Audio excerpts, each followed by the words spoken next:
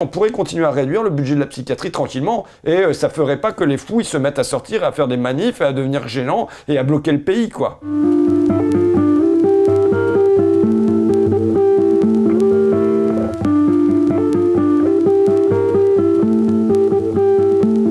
Dans une chambre qui est supposée être pour 2 personnes, il y avait 4 lits.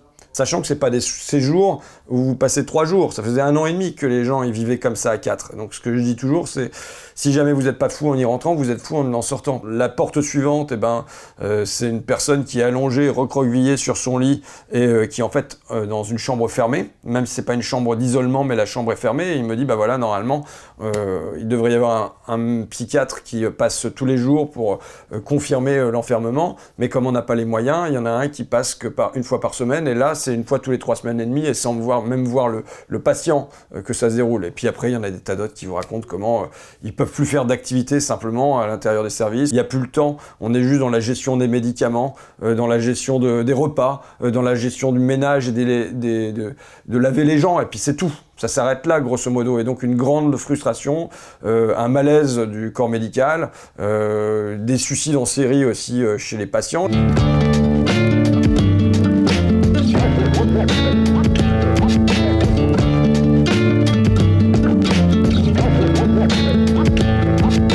Je dirais qu'il y avait un besoin chez les soignants de déballer leur sac, quoi. Ils en avaient gros sur la patate.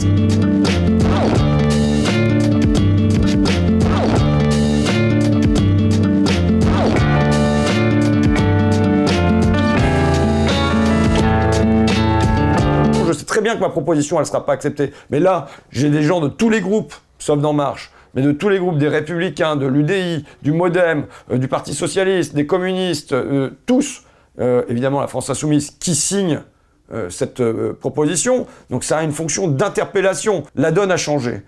On sait que le problème est sérieux. Et c'est pas seulement moi qui le crie du bout de mon banc. Maintenant, c'est quelque chose, c'est un constat qui est partagé. Maintenant, c'est au ministère de faire son travail, mais je dirais, c'est aux soignants de Pinel et aux soignants de France aussi c'est comme si on avait ouvert une fenêtre d'opportunité.